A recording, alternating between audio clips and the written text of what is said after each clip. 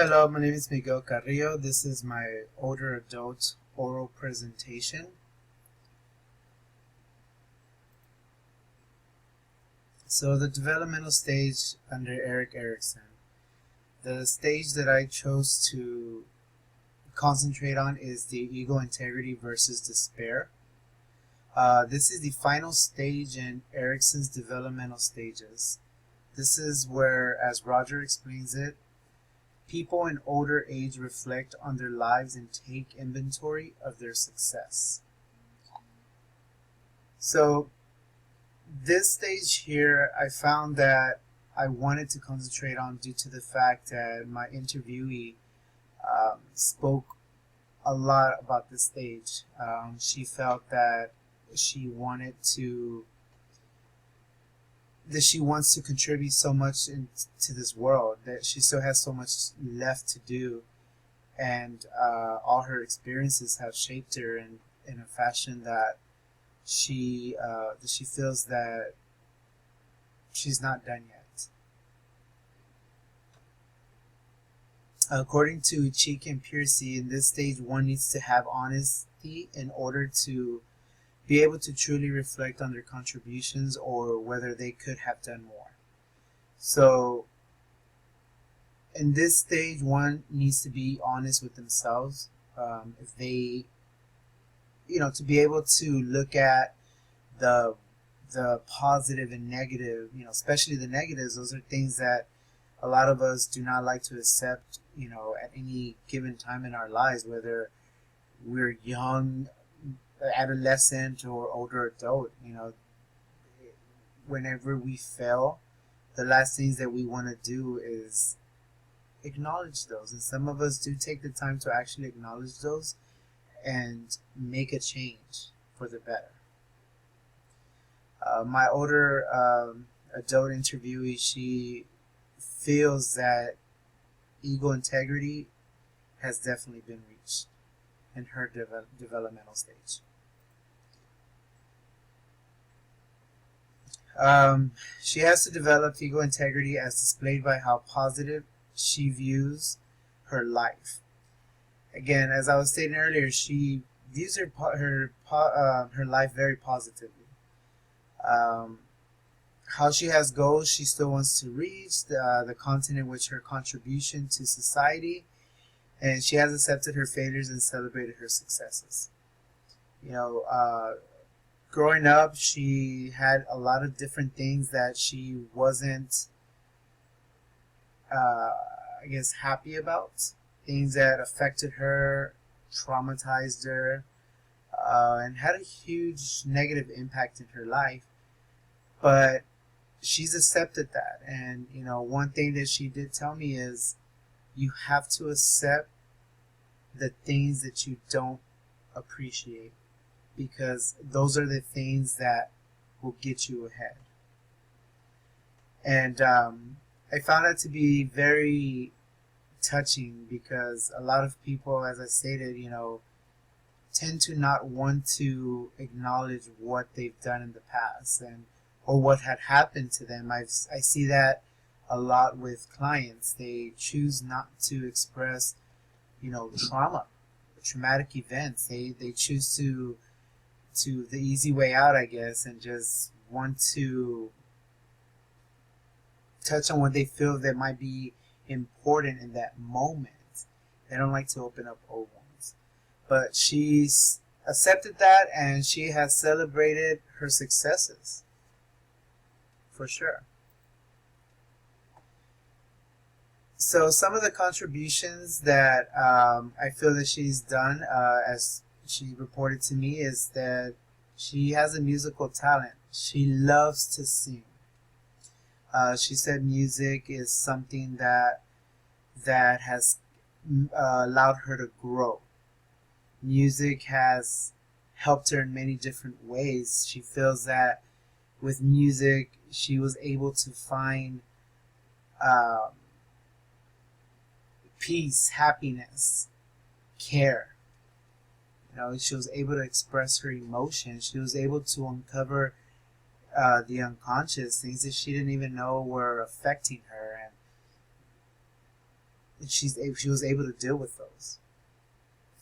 She also said, which I found very interesting, is that she has her smile as a contribution to society. Um, it reminded me when she mentioned her smile that, you know, a smile can really make a difference in someone's life, you know, and we look at that when we go, let's just say one of the most common things, a fast food restaurant. We go to a fast food restaurant, and if we get bad service, I mean, it just kind of ruins our day. And well, she's a very happy, very positive person, and she feels that if you smile, as we all may have heard, is smiling is contagious. So if you smile, someone else is gonna smile. We never know what someone else is going through, and you know, we shouldn't criticize them or judge them by, you know, for acting the way that they do. So instead of responding back to them in a negative fashion as they've responded to you, just throw them a smile. She said her wisdom is another contribution that she's given to society. The contribution of wisdom that she's given to society is, you know, she stated that it's not hers to keep. That wisdom is temporary. You know, somebody has passed it down to her, and now it's her obligation, you know, to provide this wisdom to other people, you know, younger people, children, or even people her age or older. That's just to name a few of her contributions. Some of the experiences that she's gone through this stage is that she's writing a book right now. And this book is on grief. And she feels that, you know, she's had a lot of experience with death and dying.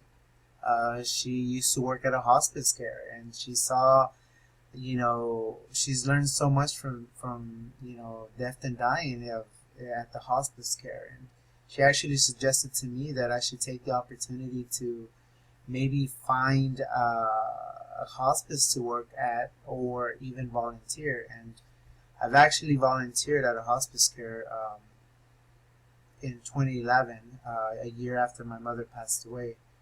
It was probably not the best decision in that moment,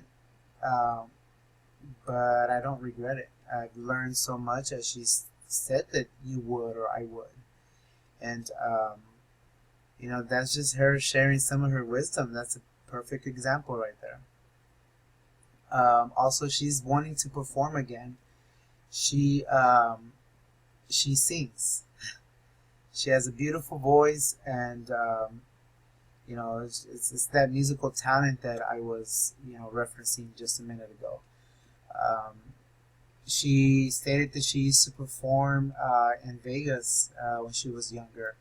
She used to perform with a band, and I recently just got to experience her singing. At she's in LCDC, and you know, for the agency that we work for, and she runs a sobriety group, recovery, and she wanted to celebrate some of those individuals, and she performed "The Wind Beneath My Wings," and such an inspirational moment that she shared with others. But the biggest limitation that she has to wanting to perform again is that she was in a car accident and disinjured her leg. She's not able to stand for very long periods of time, and you know, she takes time to walk. Also, her race, she's African American, and her complexion is a little bit darker than I don't know, the average or whatever ran in her family. And she was criticized for that. She was made feel less for that. She you know, it affected her in a very negative way. And of course, her gender had impact into her life for sure. I mean, she's an African American female And she experienced a lot of discrimination, a lot of hate. She's experienced different things that only one can imagine. The psychosocial crisis in ego integrity versus despair, as defined by Chika and Piercy, is whether the individual lived a meaningful life. And this is touching where where she's reached ego integrity. My older interview feels that she has reached this. She's reached ego integrity. There's no despair that's there. She actually stated that, instead of dwelling on what she wasn't able to complete, whether it was on this stage, at the Erikson's developmental stage, or whether it was in one of the earlier stages, she is continuing. She hasn't given up. She shared with me that she's retired twice already, and she's still working. She's still going at it. She has a lot more to give. So things that she hasn't reached or things that she hasn't accomplished hasn't stopped her from feeling like she's reached ego integrity. She describes how she has been given so much in this world, and she has gave too much. She has gave so much back and more. She feels like she's made a change in this world and will leave a legacy. And I believe that strongly, that she is going to leave a legacy. Her wisdom will stay here, and with her music still playing, and her book alone is gonna change lives. I just know it. The relation between developmental outcomes and resilience, as explained by Cetina, complements how her development has shaped her life for the better. She's had downs, but she's bounced back from all of that, and she's continuing. She has not given up. So definitely developmental outcomes and resilience are hand in hand. Integrated individuals are open to experiences, social, mature, and positive about themselves. So an integrated individual is my interview. During her young adult life, she found love, raised a family, and accomplished the unimaginable. She is an integrated individual who is very optimistic about her past, present, and her future. Her optimism is out of this roof. She is very motivated, and she has expressed, obviously during our interview, a lot of the negativity that has impacted her life. But through all of that, through all the gray clouds, she's found her sunshine. And she keeps going, and she's found a way to just use the negativity as a stepping stone to her future, to her goals, to her life. Many of the negative things that she has faced throughout her life have been molded into a positive self. As a child, she was forced to wear her natural hair in braids, which today she hates. And she stated that she would never be seen without her wigs. She basically refuses to wear her natural hair. It was maybe, I believe she described it as her parents wanting to embrace her culture, but she was never not wanting to embrace it. And the fact that this was pushed upon her has forced her to develop a dislike for natural hair and for the African American woman's natural hair. Her darker complexion